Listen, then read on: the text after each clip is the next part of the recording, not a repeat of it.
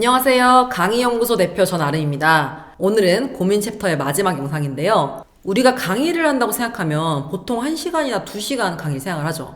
그리고 이 시간을 내가 다 채울 수 있을까? 내가 1시간, 2시간을 할 정도로 그렇게 할 말이 많이 있을까? 할 말이 만약에 없어서 강의가 너무 빨리 끝나면 어떡하지? 이런 걱정을 아마 많이 하실 거예요. 저도 처음에 강의를 할 때는 이 부분이 정말 많이 걱정되고 불안에 휩싸여서 진짜 한 2주 정도는 악몽에 시달릴 때도 있었어요. 우선 우리는 이 고민에 대해서 선입견이 있다는 것을 짚고 넘어가야 됩니다. 강의는 1시간이나 2시간이어야 된다? 아닙니다. 지금은 마이크로 러닝이 트렌드인데요. 네이버 사전에 따르면 마이크로 러닝은 한두 가지의 개념을 수분 동안 다루는 디지털 학습 콘텐츠입니다. 보편적으로는 수강생이 언제 어디서나 편하게 접속해서 짧은 단위의 콘텐츠를 학습하는 것을 뜻하는데요. 전문적인 강의 플랫폼의 영상들을 한번 같이 보실게요. 거의 한 강에 3분에서 5분, 길어야 30분 이런 식으로 굉장히 짧게 끊어져 있습니다. 클래스유 같이 일반 대중 대상이 아니라 기업 교육을 하는 플랫폼에서도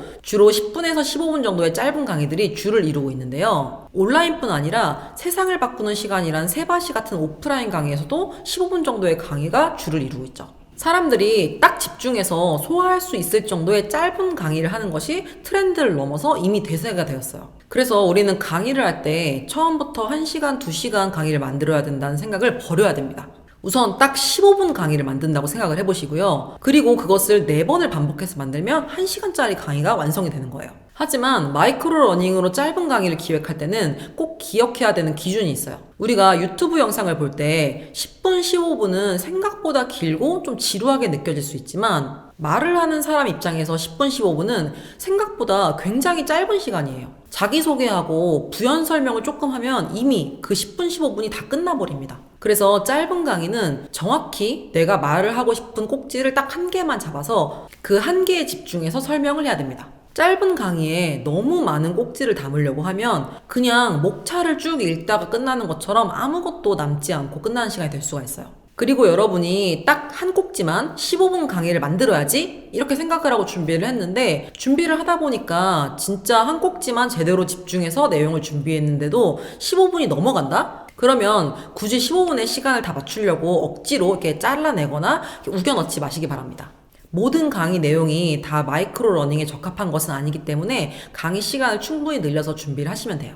말을 적게 하고도 강의를 할 수 있는 두 번째 방법은 바로 세미나 형식으로 강의를 하는 것인데요. 세미나는 어떤 주제에 대한 발표와 토론을 통해서 함께 연구하고 배워가는 형태입니다. 저는 강의와 세미나를 구분 지을 필요 없이 거의 모든 강의는 앞으로 세미나와 같은 형태로 가는 것이 맞다고 생각을 해요. 사실 한 강사가 1시간, 2시간 혼자서 어떤 지식을 전달하는 것은 수강생 입장에서 좀 너무 지루할 수가 있어요.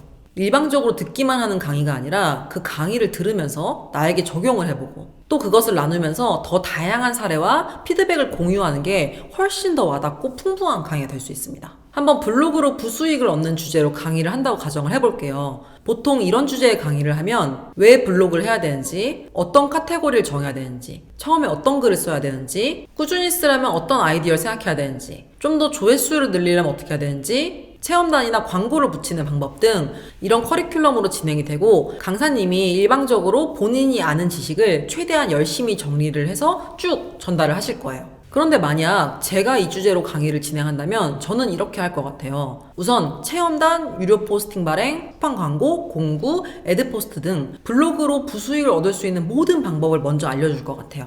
그리고 수강생들이 이 중에 어떤 것을 우선순위를 두고 도전을 해볼 건지 스스로 선택할 시간을 주고 발표를 시킬 것 같아요. 그 다음은 블로그를 운영할 때 큰 카테고리에는 뷰티, 패션, 음식, 여행, 자기계발 등 굉장히 많은 카테고리가 있는데 이것들을 설명을 해주고 이 중에 최대 3가지만 정하라고 하는 거죠. 그 다음에 그 3가지 안에서 내가 지금 생각나는 콘텐츠 10개를 유인물에 작성할 시간을 줄 것 같아요.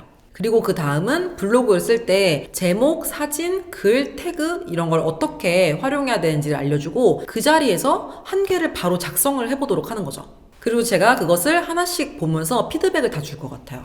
마지막에는 체험단 사이트들을 알려주고 바로 그 자리에서 다 회원 가입을 시키고 체험단에 지원을 해보는 것까지 해볼 것 같습니다. 어떠세요? 이렇게 일방적으로 하는 강의가 아니라 실습과 발표를 함께하는 강의로 바꾼다면 강사가 말을 많이 하지 않고도 오히려 수강생이 지루하지도 않으면서 바로 결과물을 볼 수 있는 시간으로 알차게 만들 수 있습니다. 하나 더 예를 들어볼게요. 나를 알아가는 자기 발견이란 주제로 제가 예를 들어보도록 하겠습니다. 보통 자기 발견이란 강의 주제는 내가 예전에 어떻게 힘들었는지, 그러다 번아웃이 왔고 어떤 형상이 있었다. 그래서 심리치료나 많은 노력을 하다가 결국에 자기 발견이 중요하다는 것을 알았다. 그리고 자기 발견을 하는 방법들을 소개하는 등 이런 흐름으로 일방향적인 강의가 진행이 되죠. 그런데 만약 제가 이 주제로 강의를 진행한다면 저는 어떻게 진행을 할까요? 저는 먼저 동그란 스티커를 준비할 것 같아요. 그래서 먼저 오신 분들에게 지금 내가 가진 감정을 그 동그라미 안에 적으라고 할 것 같아요. 그리고 이제 옷에 붙이게 하는 거죠. 그런 다음에 왜 지금 그런 감정을 느끼는지 저부터 시작해서 한 명씩 모두 이야기를 하게 할 것 같아요.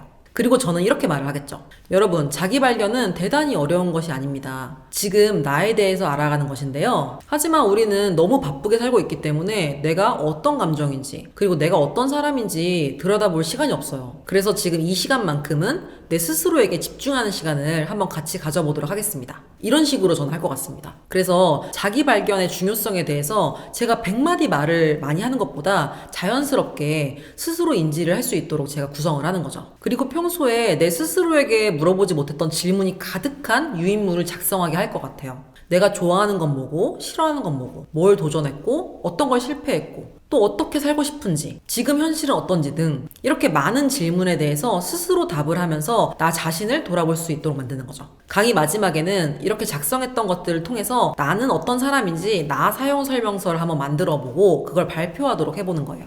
어떠세요? 이것도 일방향적인 강의보다 훨씬 더 의미 있고 재밌는 시간이 될 것 같지 않나요? 제가 예를 들은 이런 강의의 형태는 세미나라고 말을 할 수도 있고 워크숍이라고 말을 할 수도 있고 체험형 강의, 실습형 강의라고도 말을 할 수 있어요. 이런 형태의 강의를 준비한다면 몇 가지 기준점이 있는데요. 첫 번째는 시간을 때우기 위한 의미 없는 활동이면 안 됩니다. 꼭 명확한 강의 주제 아래서 이를 해결하기 위한 활동이어야 돼요. 두 번째, 어떤 활동을 할 때는 최대한 내가 쉽게 설명을 해주고 수강생들이 그걸 그대로 활동할 수 있도록 알려줘야 됩니다. 어떤 강사님들은 굉장히 열심히 이런 활동을 준비를 했는데 이 활동을 어떻게 해야 되는지를 조금 쉽게 설명하지 못해서 설명이 끝나고 나서 수강생들이 이거 어떻게 작성하라는 거지? 이 시간에 지금 뭐 하라는 거지? 이렇게 헷갈리는 경우가 있거든요. 그래서 강사가 설명을 할 때는 최대한 쉽게 이해가 돼서 그대로 따라서 할 수 있도록 알려줘야 됩니다. 세 번째, 중간중간 피드백을 계속해서 드리고 마지막에 총평을 꼭 함께 나눠야 돼요. 이 세 가지의 기준점은 체험형 강의, 세미나형 강의를 만드는 모든 강의에 다 적용이 돼야 됩니다. 오늘의 요약 정리. 요즘 강의 트렌드는 뭐가 대세다? 마이크로 러닝이 대세다. 꼭 1시간, 2시간 강의를 하는 게 아니라 10분, 15분짜리 짧은 강의를 만들어도 된다. 마이크로 러닝을 할 때 가장 중요한 점은 무엇이다? 시간이 짧기 때문에 하나의 명확한 주제에 집중해서 강의 자료를 준비해야 된다. 마지막으로 말을 적게 하면서 강의를 하는 방법은 뭐다? 일방향 강의가 아니라 세미나 같은 강의를 하면 된다. 오히려 수강생들이 지루하지 않으면서 바로 그 자리에서 결과물을 가져갈 수 있는 좋은 강의가 된다. 오늘 영상의 내용들도 여러분이 잘 숙지해서 반영해 주시면 좋을 것 같습니다. 이번 영상을 마지막으로 여러분이 가장 많이 하시는 고민 5가지를 한번 해결해 봤는데요. 어떠신가요? 여러분 마음속에 깊이 있었던 고민들이 해결이 되셨나요?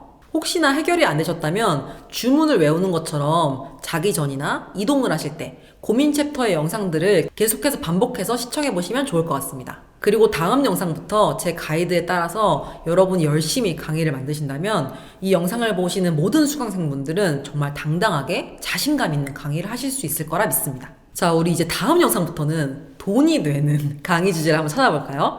다음 영상부터는 미션이 이제 있습니다. 그래서 여러분 메모를 할 수 있는 준비를 다 해주시고요. 뭐 컴퓨터나 핸드폰에 메모를 하시는 것도 괜찮고 노트나 펜을 준비해서 메모하시는 것도 좋습니다. 항상 영상을 보시고 나중에 숙제해야지 라고 생각하지 마시고요. 영상을 보시면서 제가 바로 할 수 있는 미션들을 드릴 거기 때문에 영상 보시면서 미션 다 하시고 그 미션을 다 제출해 주시기 바랍니다. 그러면 다음 주제 찾기 영상에서 또 뵙도록 하겠습니다. 감사합니다.